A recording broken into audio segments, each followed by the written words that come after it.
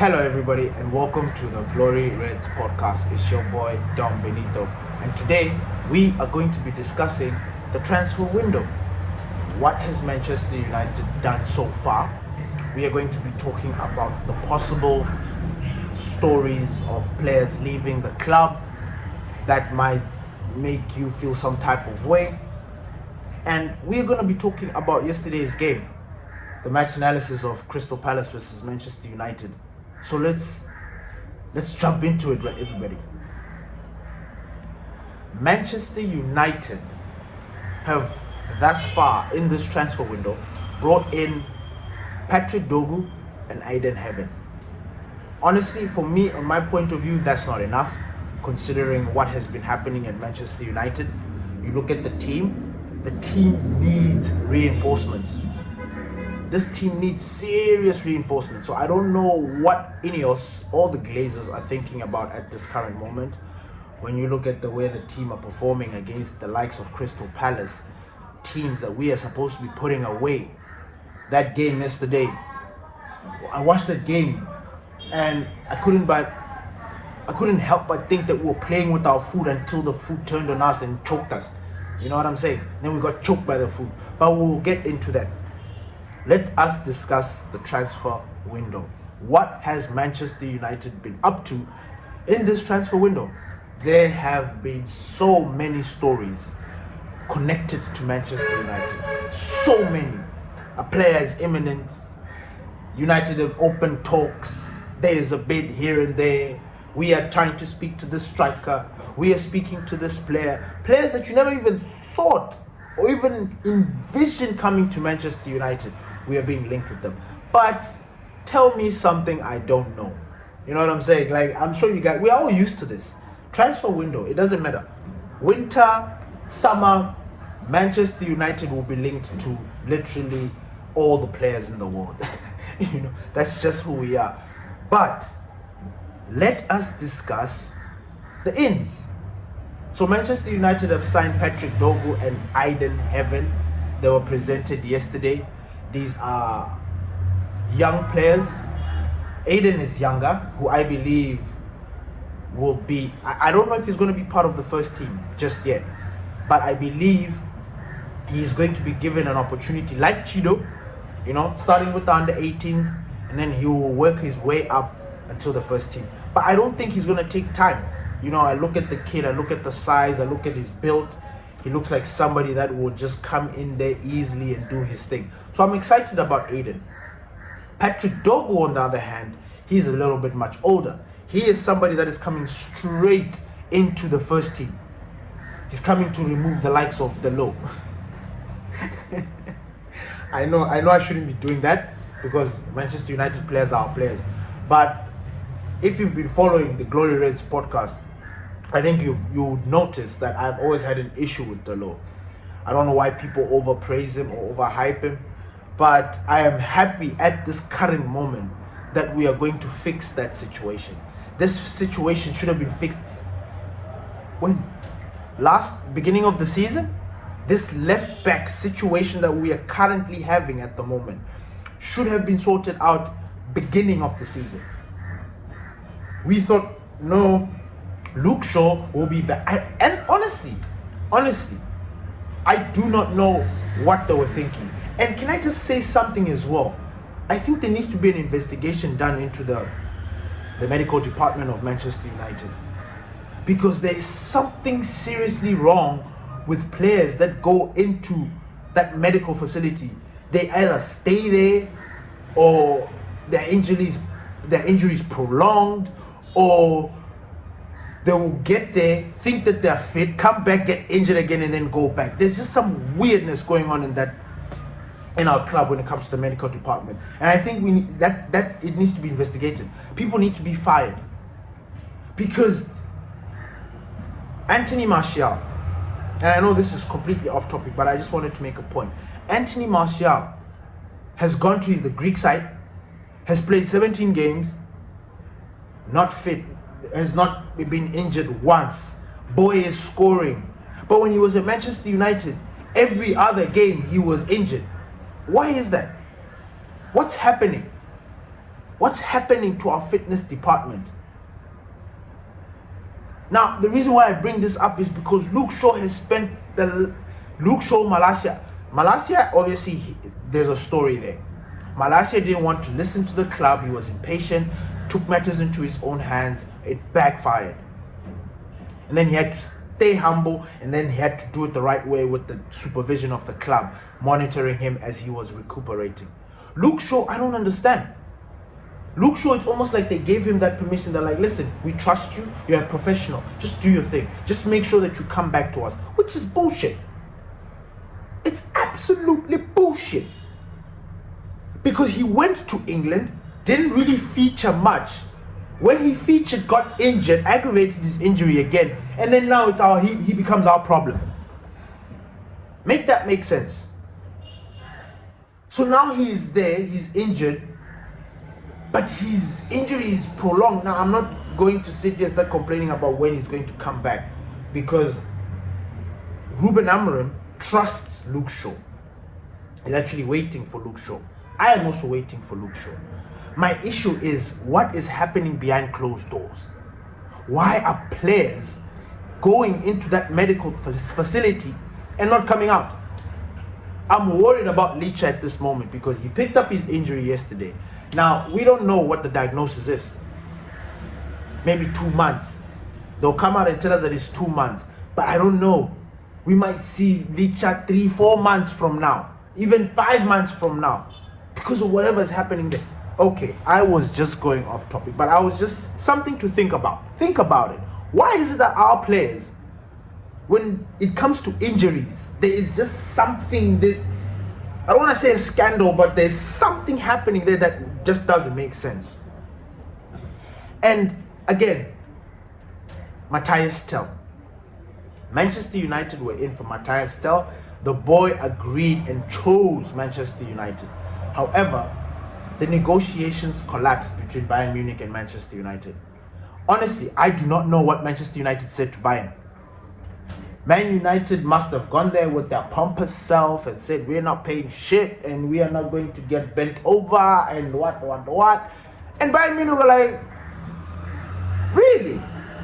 Oh, it's like that. All right, then there's no deal being done. Because according to the reports, it has turned out that Bayern Munich have completely rejected everything. They were hoping that Manchester United were going to go in for Mathys Tel, loan with an option to buy, or a permanent deal. That's what they were looking at. Now, as a Manchester United fan, and as somebody that consumes football, you sit to yourself and be like, okay, those were actually good terms that Bayern Munich were looking for. Obviously, we do not know what the actual price was. Maybe I think it was about 40 mil. But you just wish you could be that fly on the wall and listen to whatever was going on in there. Because Bayern are like, listen, this guy is not going to get any game time from us. But we're not going to lose him for nothing. And we need this guy to keep on playing. So either you take this guy on a permanent deal, or you just full sec, or you loan this player, you take him on loan with that option to buy. Because they are trying to probably finance some deal as well. So they can't do it. And Manchester United, I don't know if, well, just based on how we've been moving, they come and they throw the PSR rules at us. They say the FFP, they want to be within the boundaries, within the limits. So that's the excuse that they keep throwing at us. And we have to accept it. Because we don't really know the true Hollywood story of what's going on behind closed doors. So we have to sit here and just take what they're saying. Nah. Because we can also think for ourselves. And right now, Mathys Tel needs to be somebody that comes into Manchester United. In fact, Manchester United need to think about bringing in somebody in. Do you know why? Hello, Marcus Rashford, MBE, has left for Aston Villa. Aston Villa have loaned Marcus Rashford with the option to buy. So Rashford is adios. Rashford is gone, guys. I'm not doing that like I'm happy. No, I'm just saying that Ineos need to figure out somebody who's going to come in, and we need, I don't want to say replacement because Rashford wasn't playing, but we need to supplement that number. When Cristiano Ronaldo left and we didn't get a striker in, and we kind of suffered a little bit, you know, we're always getting in players out and we're not replacing them. And Rashford we need to replace. Garnacho's not going to be able to take on and deal with that situation that left on his own. No. There are going to be games where he's going to be crap and we need to bench him. We're not going to keep on forcing Garnacho even though he's having a bad day. We just force him to play. Nah, we need somebody in that's going to come in that wants to do the job. And I honestly thought that Tel was going to be the guy. That kid is explosive. We played against Bayern Munich. We played against Tel. He is the guy that broke our hearts. Remember, we mounted our comeback against Bayern Munich in the Champions League, I think 2 years ago. Here comes Tel, sub, boom, bang, and he scores against us. He's explosive, he's quick, he's direct. He's got a powerful shot on him. All the attributes of the winger that we are looking for. So I don't know why Man United are not moving. Like, these are the kind of signings that we need to be doing. Not the obvious ones, not the ones that they think that now this player fits the mold of Manchester United or this, like Mason Mount, nonsense signings. Like, we need players that want to play. There are players out there that are hungry for football. It is ridiculous. And Mathys Tel was one of them. And what's going to happen now is that Manchester United are going to do anything. I don't know if Arsenal are going to make a move on him, but any club can go in there and make a move, provide him with what he is looking for, which is game time, and he goes. Or he will stay at Bayern Munich and rot. He will sit there frustrated and then we will see. I don't know what's going to happen there, but that was a player that I was really looking forward to bringing in at Manchester United. Especially because we have just let go of Marcus Rashford. Now, let's talk about the outs. Anthony has gone to Real Betis, and hey, you guys will not believe this.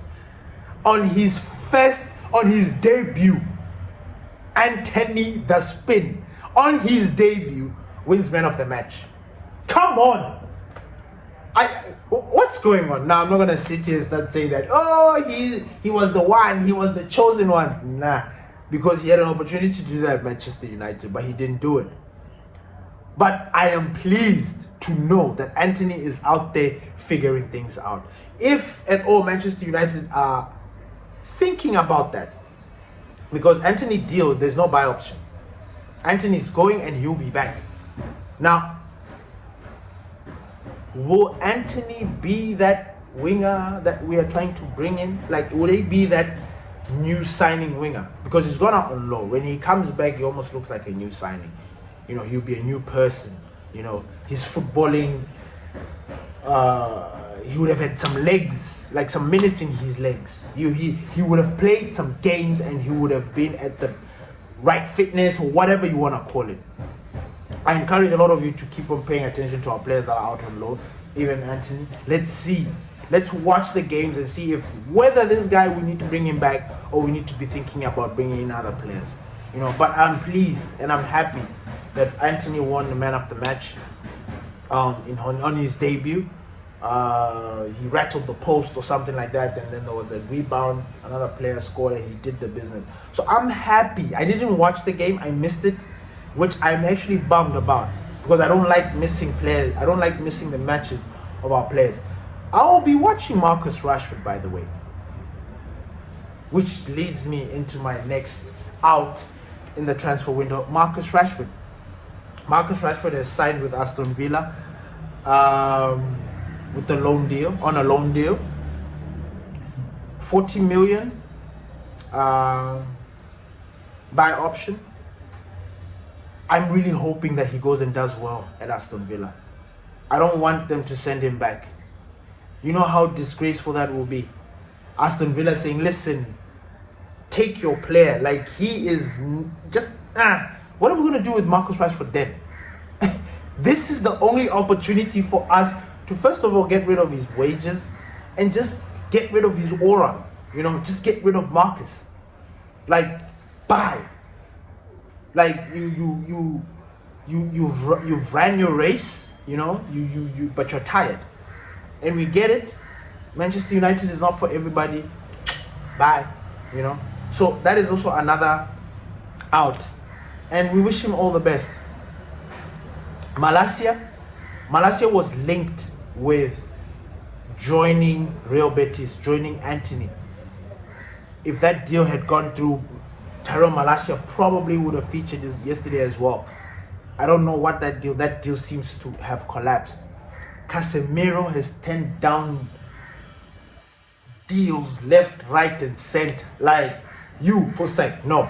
You, Fosek, no. He's just saying no, doesn't want. He wants to stay there. I don't know if it's because of his wages. I don't know if it's because he's willing to fight for his position. Because it seems like it. It seems like it. I don't know what else it could be. But Casemiro is not moving. And I don't know if we're going to do that.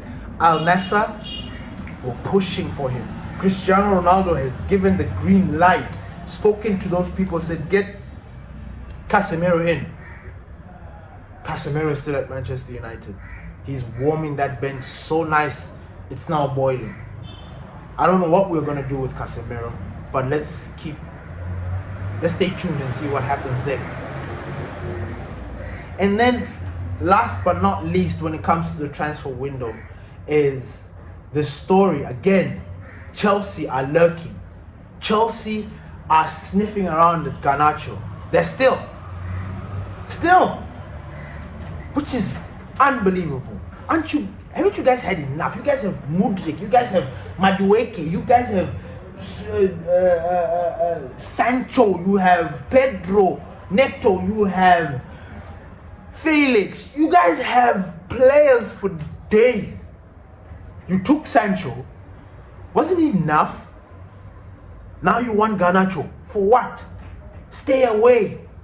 And if Manchester United sanction this deal, I don't know what we will do.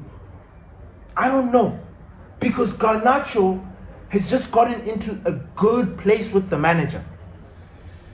Remember, Garnacho was in the hot seat with Ruben Amorim. Ruben Amorim, like, I'm pretty sure if Garnacho didn't turn things around for him, Garnacho was on the same road as Rashford, albeit different ways, but they were being treated in the same way. Their consequences were going to be the same. But Garnacho turned these things around. He dyed his hair black, just focused and went to work. Marcus Rashford didn't. Ruben Amorim speaks about the change in Garnacho, saying he would love to work more with him, being impressed with the way he's understanding his position when he has to play inside in between those lines and when to make those runs moving outside. Ruben Amorim is pleased with Garnacho. Why are we trying to destroy that? Why? This is not our fault. This PSR and FFP bullshit that we have to deal with, these cuts and all, it's not our business. We finally have a manager that focuses on the football and is absolutely good at what he does, and is trying to mold our team into his image, trying to mold this team into being a title contending team. But he has to deal with bullshit. Why? Why does he have to deal with, first of all, having to know that Garnacho is being looked at? You know, as a manager, knowing that this player could leave, like, at any moment, because these guys are willing to cough out the money. That is messed up. How is he supposed to get the best out of him? How is he supposed to stay calm? Why are we doing this to our club? Why? Manchester United, we have not been that club, especially in the crisis that we're going through, that we are in right now. It only makes sense to get rid of players that don't seem to have joined in, that don't seem to have gotten the memo. You see, Marcus Rashford was the perfect example of a player that was not giving his all to the team and was sent away, or was exiled from the club, or exiled by the manager because of his performances. The manager went in there and broke everything apart. Looked at Marcus Rashford's lifestyle, look at the way he carries himself, look at the way he's presenting himself at training, look at how much work he's putting in training. Based on what Ruben Amorim told us, or what he has said, Rashford was not doing any of that. He wasn't training hard, he wasn't respecting people, his work ethic was dismal, it was poor. I remember Erik ten Hag saying the same thing against Sancho, and the whole world was burnt. Our whole season got fucked up because of that. It's the same thing. The only difference, in fact, it's the same thing. Same fucking thing. The only difference is that Marcus Rashford wasn't actually playing. Like, he wasn't giving his all. With Sancho, he was saying, no, I am training, but we don't know. We don't know. Reports came out and said, nah, my friend, you're training hard. So we are at this point right now, and it is just, who are we bringing in? Who's going out? Is this all that we are doing? Are you going to throw this PSR and FFP bullshit in our face again? And then expect Ruben Amorim to just make miracles? Rubbish. Rubbish. And last but not least, let's talk about the match yesterday. Yesterday's match, the best way I could describe it, right, was, and I'm actually trying to look for an animal that will actually bite back. I was going to give an analogy of a mouse and an elephant, but elephants don't eat mice. You know what I'm saying? But you like, okay, I'll still use it. You see, we're the elephant. I'm not saying that I'm not saying that we are completely better than Crystal Palace. But you watch those first 10-15 minutes of that game. We were in fact, the whole game. Let's just be honest. Let's call a spade a spade. We dominated that game. Let's know there was no boost. Like, we were on that game. What we didn't do was score. Now we are back to other traumas. That we are back to other emotional damages. Another trauma. People are traumatized by these kind of things. But we're back there. We just didn't score. Now, elephant, mouse, right? We are the elephant. Manchester United, giant of a club, finally figuring things out, in a good place. Players seem to understand or get the memo. Giant. Crystal Palace, mouse. We are walking. We are supposed to literally just be walking through.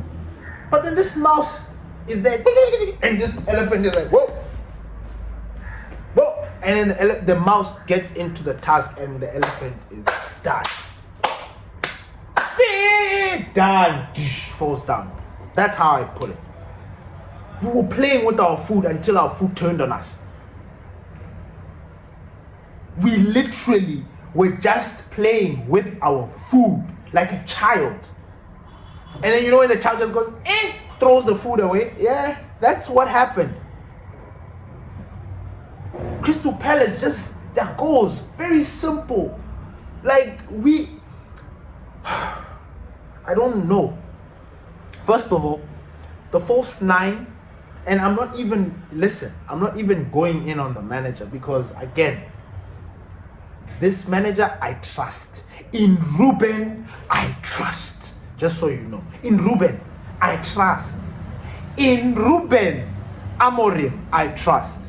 So his decisions, like with substitutions and all that stuff, I don't really lose my mind. Like, I'm not pulling my hair with his decisions, because in the longest time, we've got a manager that gets it. Erik ten Hag, he had a tricky one. He started off with, he wasn't making subs. complain, then you make the subs but late, and then start making good subs, but then you put in bad subs. And then there were a lot of moments when if the plan is out of the window, then you would start seeing some very bizarre subs, and we'll be like, whoa, well, what's going on? And honestly, I have not really felt that with Ruben Amorim since his arrival. Maybe 1 or 2 games. I remember there was one game, I don't know if it was the Arsenal one. I think we drew 2-2. Ahmad didn't play. He came on he came off the bench. And I remember we had a discussion with Pastor D, and I was on the belief like, hey man, I'm cool. But he was like, no, you have to start Ahmad. Ahmad is fit, you play him. If he's fit, you play. And truth be told, that is very true. I believe, and I actually even see it in what Pastor D was saying. If Ahmad played that game that time, we probably would have beaten Arsenal. Maybe 3-2. But we never know. And I explained to Pastor D at the time, we were talking about like, nah, maybe he's trying to manage the injuries. Like, nah, just play. And I'm like, I totally understand. So we're in that position where we have the players, but we are not delivering. He tried the false 9 and it didn't work. And I understand why he tried the false 9. Because in the Europa, Kobe Mainoo was an absolute menace to society in the final third. He was causing all sorts of problems. Yes, he missed chances, a lot of chances, but he was causing all sorts of problems. And you look at the striker situation that we have right now, our strikers are blanking left, right, and center. Rasmus Højlund needs blessings. Like, we need to, whatever it is, we need to get, like, he needs the touch. You know what I'm saying? We need to get that spirit, whatever it is that's pulling him down, we need to get it out. Because he's not scoring, and that is affecting his mood. And you see it in the way he's playing. His face is not happy. You don't want your strikers to not be happy. He's not happy. Rasmus Højlund is not happy at the moment right now. Like, we need to figure out a way to make our strikers happy. Xerxes is good. Xerxes, again, like, he's doing his business. When he comes on, it's not enough, but his hold-up play, everything else that he does is very, very good compared to Rasmus Højlund, who's falling around. Rasmus' confidence has been shot. It really has been shot, and I don't know when that will come back. I don't know if it will find its way back. I don't know if that passion will come back. I don't know. But the more I see Rasmus Højlund, I just feel like it's becoming a chore for him. You know? He probably feels like he needs to start. Like every other striker. I was a striker. I never used to like to be benched. Did I bench? Back in my days, I hardly benched. But yes, it's not nice. But then, if I ever found myself in that position, I believe it would have given me energy, because I would have been coming in as a substitute to prove my point. Like, that's just the mentality that we have. Now, I don't know, but with him, it's different. I feel him going backwards. I don't know if you guys are seeing that, but I feel Rasmus Højlund is going backwards. And I would really like him to turn things around, like, honestly, because we can't be thinking about strikers and stuff. And if you know Ineos and the Glazers, if we start complaining about, hey, we need strikers, which we do, they're going to focus all that on that. And we don't want that. This team needs more players. We need a new midfielder. We need another defender. We need a right wing back. So these are things that Manchester United are working on. So we'll see. We will see. And just to end this, last but not least, I wanted to express my love and support to our butcher, Lisandro Martinez. He picked up an injury yesterday that, man, I'm pretty sure, I would be shocked if there's any Man United fan out there that's celebrating and saying, yeah, let him bench, he's not good enough, because that'll be a lie.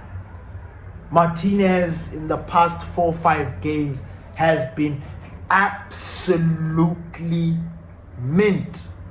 He has been absolutely top, passing, everything. Yeah, he gets beaten on the one-on-one sometimes because he's not Usain Bolt, but he has been doing his job to perfection. And the fact that we've lost somebody who can pass balls, Martinez was that guy who was breaking the lines with those passes, finding Rasmus Højlund, finding our wingers with pinpoint accuracy.